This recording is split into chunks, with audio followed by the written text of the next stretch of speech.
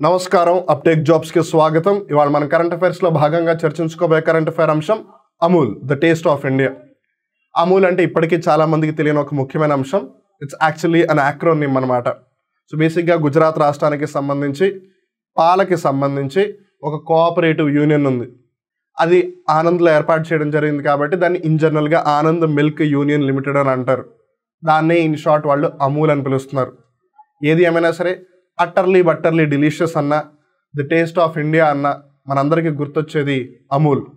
అందుకే అమూల్ కూడా చాలా గర్వంగా చెప్పుకుంటుంది, అమూల్ దూద్ పీతా హే ఇండియా, అంటే ఇండియా మొత్తం కూడా అమూల్ పాలన తాగుతుంది అని. ఏది ఏమైనా సరే ఒకప్పుడు మన భారతదేశంలో పాల యొక్క కరువు ఉండేది. India was a dairy deficient country. But because of Operation Flood or White Revolution, wait కొంతమంది ఇప్పుడు కన్ఫ్యూజన్ ఖచ్చితంగా తెచ్చుకుంటారు, ఇంతకీ వైట్ రెవల్యూషన్ ఆపరేషన్ ఫ్లడ్ ఒకటేనా లేదు రెండు వేరు వేరా అని. Will talk about it. So అలా ఒక డైరీ డెఫిషియంట్ కంట్రీ నుండి మనం ఇప్పుడు డైరీ సర్ప్లస్ కంట్రీగా అవుతూ ఉన్నాం. మన ఇండియాలో గడిచిన దశాబ్ద కాలంలో అంటే లాస్ట్ 10 yearsలో ప్రొడక్షన్ ఇయర్ ఆన్ ఇయర్ పెరుగుతూనే ఉంది. పర్ క్యాపిటల్ అవైలబిలిటీ అంటే తలసరి కన్జంప్షన్ ఏదైతే ఉంటుందో ప్రతి పర్సన్కి దొరికేది లభ్యమయ్యే క్వాంటిటీ అది కూడా ఇయర్ ఆన్ ఇయర్ పెరుగుతూనే ఉంది. అలానే ఏదైతే ఎక్స్పోర్ట్ అవుతుందో అది కూడా ఇయర్ ఆన్ ఇయర్ పెరుగుతూనే ఉంది. సో ఇలా వీటికి సంబంధించి మనం తెలుసుకోవాల్సిన అంశాలు ఎన్నో ఉన్నాయి. అండ్ ఆబ్వియస్లీ కాంపిటేటివ్ ఎగ్జామ్స్ పరంగా మనం తెలుసుకోవాల్సిన అంశాలు ఇంకా చాలా ఎక్కువగానే ఉంటాయి. సో అందుకని ఇన్ జనరల్గా కాంపిటేటివ్ ఎగ్జామ్స్ రెండింటిని దృష్టిలో పెట్టుకుని Amul the taste of India, Anand milk union limited గురించి, అలానే అమూల్ అనేది బేసిక్గా బ్రాండ్ నేమ్ కానీ దాని కంపెనీ పేరు కదా. ఇప్పుడు ఉదాహరణకి పేటిఎం ఉంది.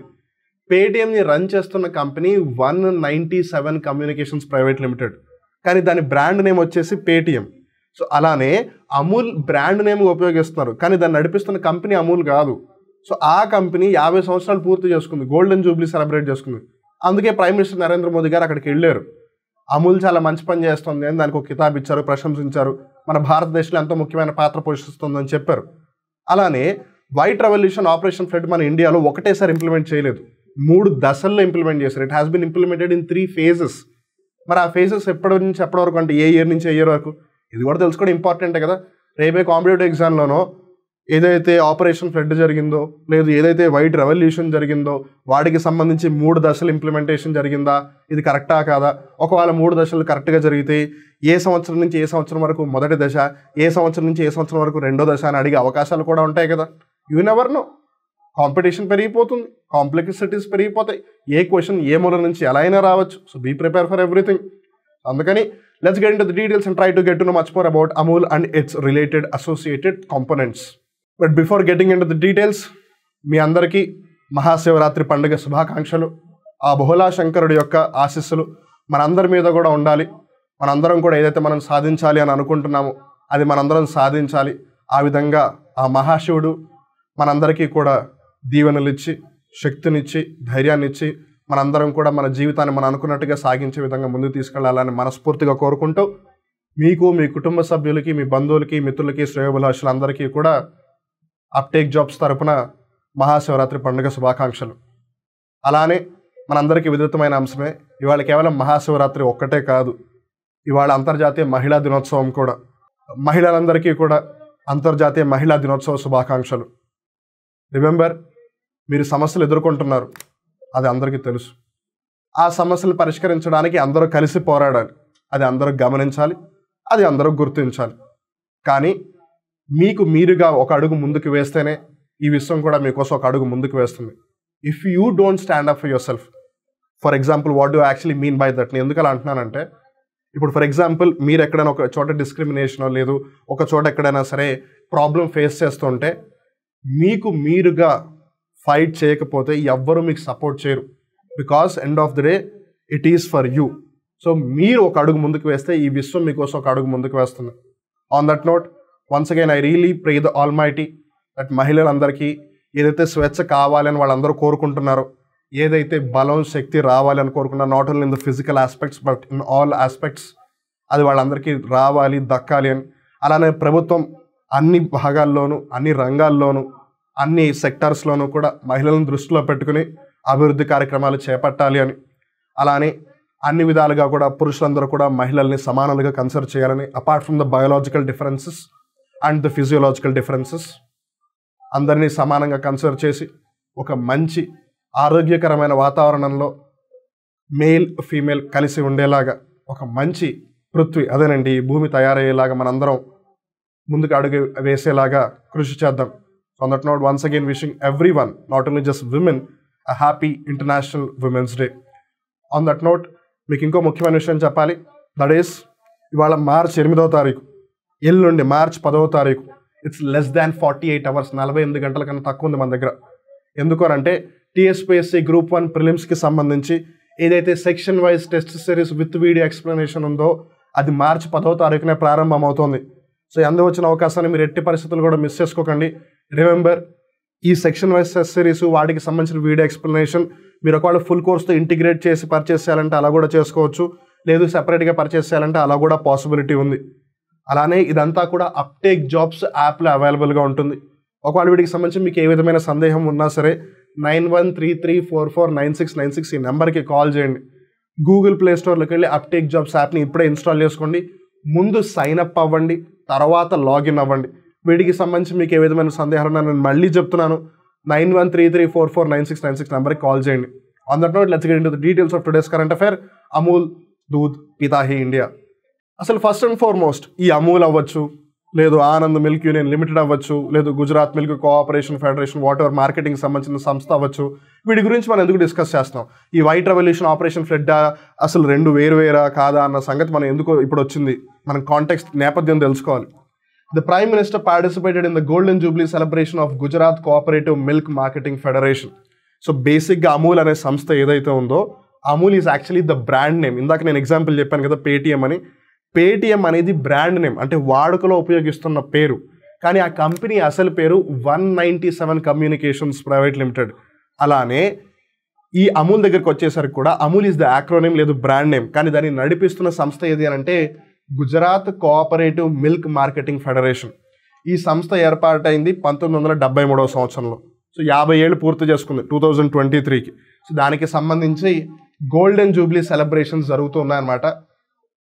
సో ఆ గోల్డెన్ జూబ్లీ సెలబ్రేషన్స్లో భాగంగా ప్రధానమంత్రి మోదీ గారు ప్రసంగిస్తూ నిజంగా అమూల్ మన దేశానికి ఎంతో చేసింది, ఆనంద్ మిల్క్ యూనియన్ లిమిటెడ్ ఎంతో చేసింది అని ప్రశంసించారు. నేను మళ్ళీ చెప్తున్నాను, Amul is the brand name under this Gujarat cooperative milk marketing federation. ఈ సంస్థే అమూలు, అమూలే ఇది. కానీ దీని పేరు పెట్టకుండా వాళ్ళు అమూల్ అని ఒక పేరు పెట్టి ఆ బ్రాండ్ మీద రన్ చేస్తున్నారు అంతా. చాలా మందికి అమూల్ అంటే కొంతమందికి ఆనంద్ కాబట్టి Anand milk union limited, so ఆనంద్లో ఎస్టాబ్లిష్ అయిపోయింది కాబట్టి గుజరాత్ అన్న ఇది తెలుసు. కానీ చాలా మందికి అమూల్ గురించి ఇంతకీ అసలు దాని ఫౌండర్ ఎవరో ఇప్పటికీ చాలా మందికి తెలియదు. Amul was established in the year 1946 as the Kaira district cooperative milk producers union limited in Anand, Gujarat. So ఇప్పుడు అమూల్ అంటే ఆనంద్ మిల్క్ యూనియన్ లిమిటెడ్ అని మనందరికీ అర్థమైంది. కానీ అది యాక్చువల్గా స్థాపితమైనప్పుడు 1946వ సంవత్సరం, అంటే భారతదేశానికి స్వాతంత్రం రాక కన్నా ముందే అమూల్ ఉంది. అది ఎక్కడ స్థాపించబడింది? ఆనంద్లో Kaira district cooperative milk producers union లిమిటెడ్గా అది స్థాపించబడింది. It was founded by Tribhuvan Das Patel. ఇక్కడ మీరు చిత్రపటంలో ఆయన గమనించవచ్చు. హీ ఈజ్ త్రిభువన్ దాస్ పటేల్ గారు. ఆయన మొరార్జీ దేశాయ్ గారు, అలానే సర్దార్ వల్లభాయ్ పటేల్ గారు, వీళ్ళిద్దరి యొక్క సహకారంతో ఈ మిల్క్ యూనియన్ని స్థాపించారు.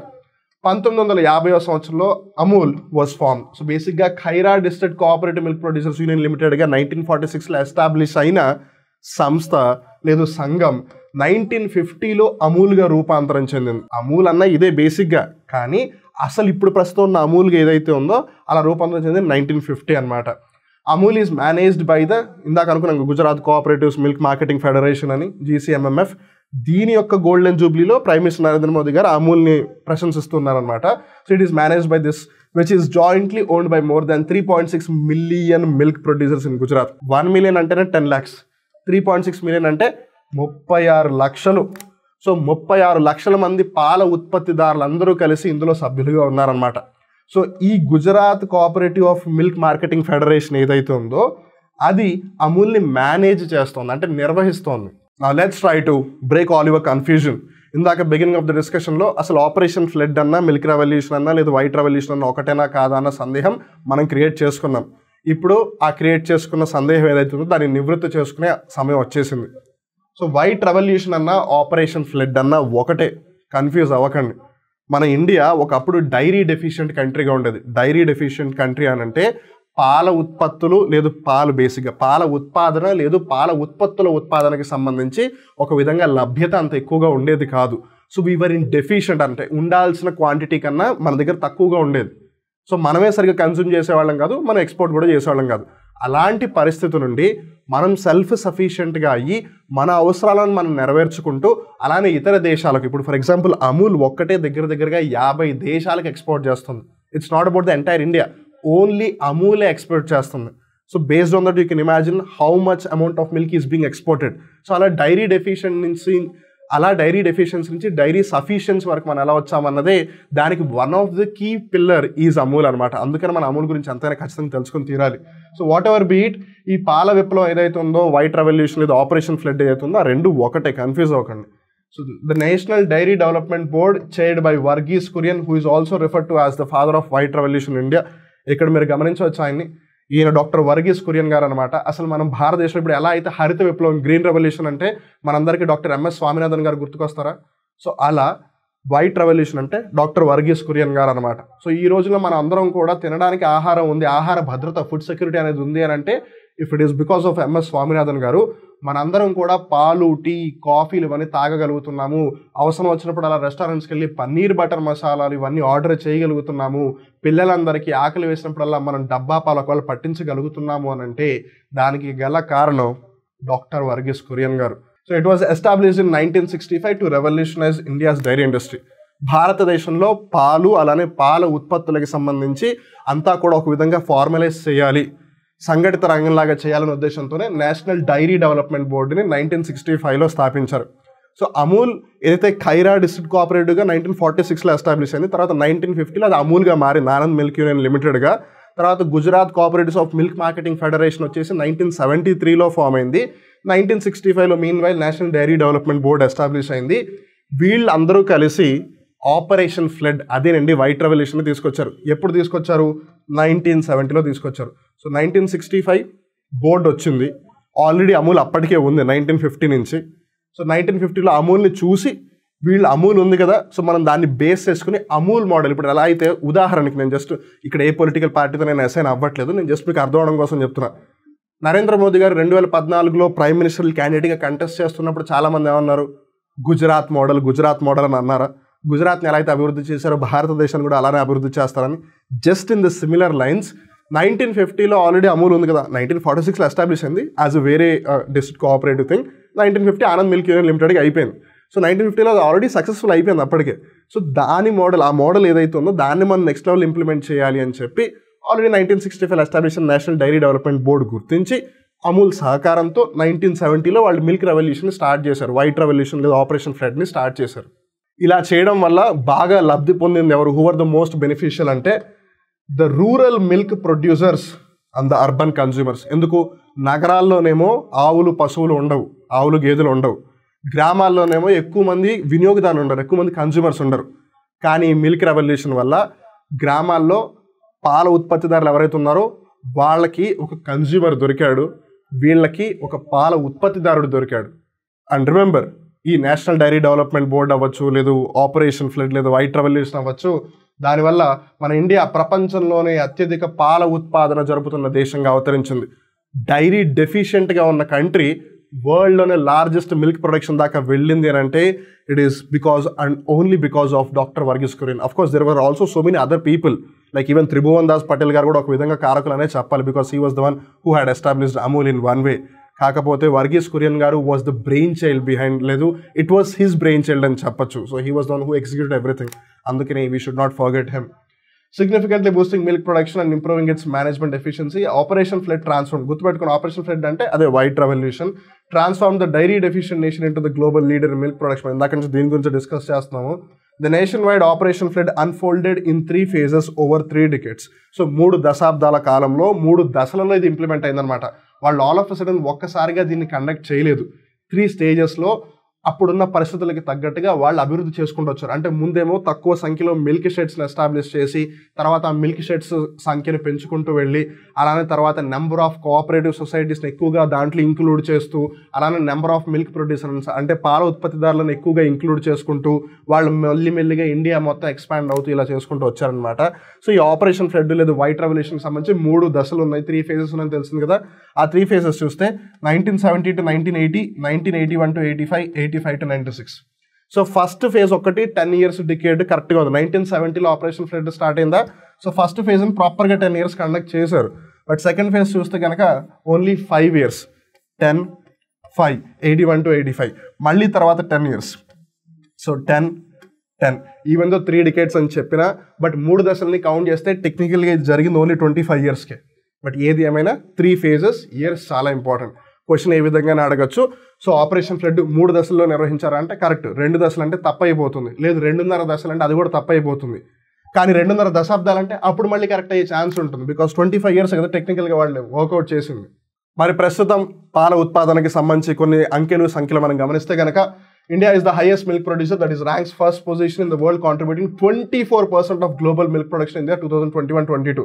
సో ఈ సంవత్సరానికి సంబంధించి మన డేటా ప్రస్తుతం ఉంది కాబట్టి ప్రపంచవ్యాప్తంగా ఎంతైతే పాల ఉత్పాదన జరుగుతుందో అందులో పావు 24% అంటే 1 less than 25. సో ఒకవేళ ప్రపంచం మొత్తం కలిపి లీటర్ పాలు ఉత్పాదన చేస్తే అందులో పావు లీటర్ పాలు ఇండియా నుంచి వస్తాయి. So you can imagine how surplus or sufficient enough the production is happening. But ఇక్కడ స్ట్రేంజ్ పాయింట్ ఏంటంటే ఇండియా వరల్డ్ మొత్తంలో ఇంత ప్రొడక్షన్ చేస్తున్నా స్టిల్ ఇండియా పరంగా పర్ క్యాపిటల్ అవైలబిలిటీ ఇంకా తక్కువగానే ఉంది as compare to many other countries. Per capital availability అంటే ఒక మనిషికి ఎంతైతే అవసరం ఉంటుందో మిల్క్ కన్సంప్షన్ అంత లభ్యం అవుతుందా లేదా అని. ఇన్ ద లాస్ట్ 10 years గత గడిచిన దశాబ్ద కాలంలో milk production increased by almost 60%. పాల ఉత్పాదన దగ్గర 60% పెరిగింది లాస్ట్ 10 yearsలోనే. Per capital milk availability has increase by about 40%. చూసారా, పాల ఉత్పాదన పెరిగితే అందరికీ కూడా పాలు లభ్యమవుతాయని మనం అనుకుంటాం, కానీ మిల్క్ ప్రొడక్షన్ 60% పెరిగింది, పర్ క్యాపిటల్ అవైలబిలిటీ ఓన్లీ 40% పెరిగింది. దేర్ ఈస్ దిస్ డిఫరెన్స్ కదా.